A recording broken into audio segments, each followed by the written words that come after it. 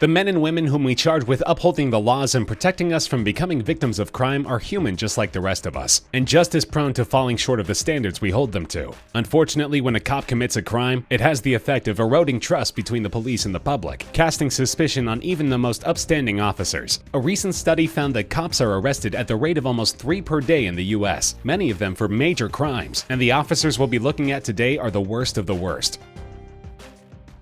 A 13-year veteran of the California Highway Patrol, Craig Payer engaged in extracurricular activities while on duty that none of his fellow officers were privy to. He would pull over female motorists while in his marked CHP vehicle and attempt to pick them up. Extremely inappropriate, but perhaps not criminal. That is until he encountered 20-year-old San Diego University student Karen Knott, who took offense to the officer's behavior, a response that didn't sit well with Payer. He attempted to physically restrain the young woman, who fought to break free by scratching and clawing at the officer's face to no avail. Payer bludgeoned her with a flashlight, strangled her with a rope, and threw her lifeless body over an abandoned bridge. Upon her discovery, tips immediately began to pour in from other women whom Payer had approached, and the investigation quickly focused on the cop. When forensic evidence was found on the hood of Payer's car, the jig was up. He was arrested, tried, and convicted of Knott's murder, and sentenced to 25 years to life in prison. He remains in prison today, having been denied parole no fewer than 3 times.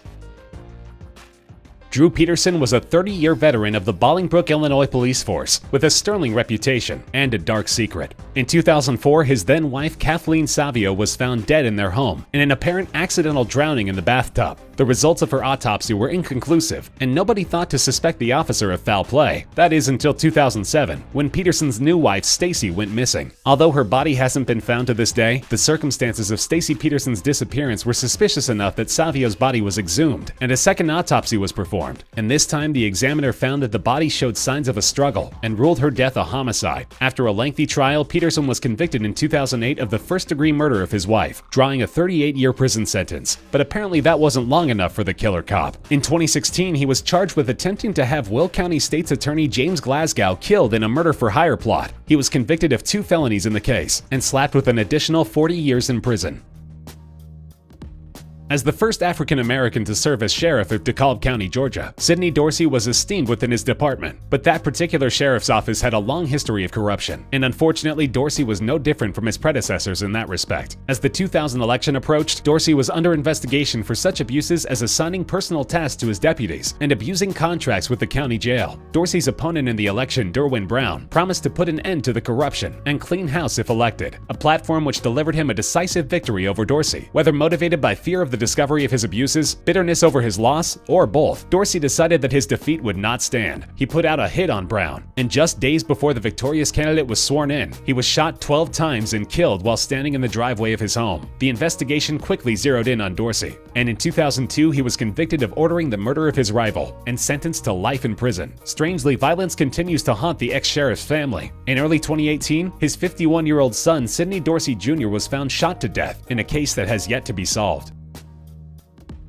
If there's one officer who never should have worn a badge, that officer may be Antoinette Frank. Her first application to the New Orleans PD was rejected when she failed a psychiatric evaluation and was caught lying on portions of her application. But shockingly, she was allowed to apply again, as the NOPD was severely undermanned. This time she was accepted, but it didn't take long for Frank to show her criminal stripes. Roughly a year after her 1993 hiring, she became romantically and sexually involved with drug dealer Rogers Lacoste, even going so far as to let him accompany her on complaints and occasionally drive her squad car. But in March 1995, the pair took their unconventional relationship to the next level of criminality. They paid an after-hours visit to Kim On, a Vietnamese restaurant where Frank sometimes moonlighted as a security guard, robbed the place of all of its cash, and shot and killed 3 employees execution style. They fled the restaurant, inexplicably leaving 2 witnesses behind, but Frank soon returned in uniform, intending to silence them permanently. Other responding officers had beaten her to the scene, and employee Chow Vu immediately fingered Frank as the killer. Frank and Lacoste were tried separately, and both were sentenced to death. They remain on death row today, having spent the last 2 decades filing appeals, a process which may be painstakingly slow, but which also can't go on forever.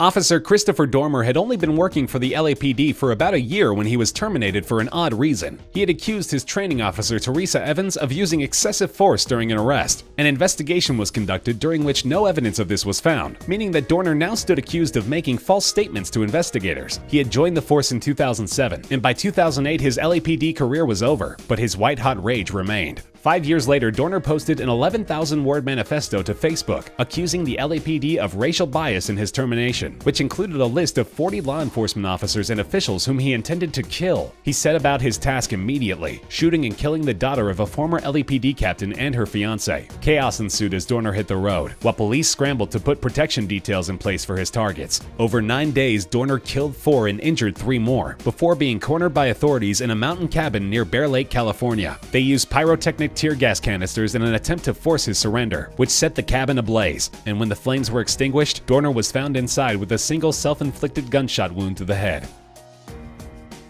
Manuel Pardo had a checkered history as a law enforcement officer. After being fired from the Florida Highway Patrol in 1979 for falsifying tickets, he settled down into a job with the Sweetwater PD in Dade County. He was one of 4 officers charged with police brutality in a 1981 incident, but all 4 cases were dismissed, and the Sweetwater PD dismissed him in 1985 after he perjured himself during the trial of a colleague accused of drug smuggling. But he was saving his most egregious criminal activity for his final act. Over 3 months in 1986, Pardo robbed a series of residences belonging to local drug dealers, and during the commission of the robberies, killed 6 men and 3 women. He was discovered when he foolishly used credit cards belonging to his victims and left DNA evidence at one of his crime scenes by way of accidentally shooting himself in the foot. Pardo was tried, convicted, and sentenced to death, but he never showed any remorse, saying that all of his victims had been drug dealers and that he had done society a favor. After exhausting all appeals, the sentence was carried out on December 10, 2012.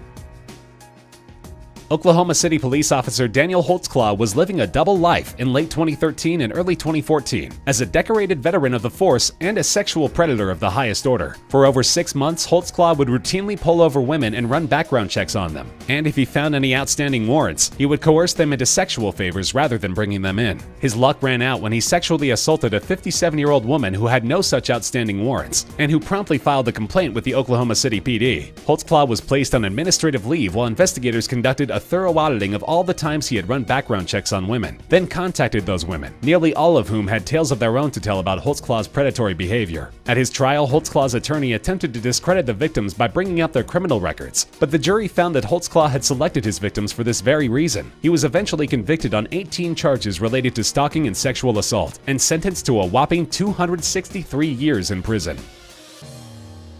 When Abner Louima was arrested for fighting outside a New York nightclub in 1997, he could not have known that he was in for a nightmare that would quickly become national news. Responding officer Justin Volpe, along with others, beat Louima with nightsticks, radios, and their fists on their way to the station, but they were just warming up. Stripped of his clothes and placed in a holding cell, Louima, who was handcuffed throughout, could only helplessly submit as Volpe and fellow officers Charles Schwartz brutalized him, continuing to beat him before violating him sexually with a broomstick, which they also jammed repeatedly into his mouth, breaking several teeth. The attack left Louima with internal injuries that required 3 surgeries to repair, and the media quickly picked up on the incident, leading to a demonstration outside City Hall which was 7,000 protesters strong. In 1999, Volpe and 4 other officers were tried and convicted of violating Louima's civil rights. Schwartz was given 15 years for assisting in the attack, while 3 others were given lesser sentences for attempting to help cover it up. But Volpe, the instigator and chief assailant, was handed a sentence of 30 years without the possibility of parole. He is currently scheduled for release in August 2025. There are dirty cops, and then there are Louis Eppolito and Stephen Caracappa. They were supposed to be the toughest on organized crime. Eppolito, who had come from a mafia family, had written a book entitled Mafia Cop about his decision to turn away from the family business and fight crime, while Caracappa had helped create the NYPD's Organized Crime Homicide Unit. But all the while, they were relaying information to the Lucchese crime family to help them avoid legal trouble, and operating as mob enforcers and hitmen for the vicious criminal enterprise. The pair's betrayal stretched from the 80s into the new millennium, and only came to an end when the mother of one of their victims recognized Eppolito as the man who had come to her door 6 years earlier looking for her son, who had subsequently disappeared. The investigators charged with unraveling their activities cracked the case wide open when the man who had paid the pair their $4,000 in monthly blood money agreed to talk after years of stonewalling. And in the end, the crooked cops were found guilty of participating in no fewer than 8 contract killings. Both were sentenced to life in prison without the possibility of parole, but they inexplicably maintain their innocence to this day.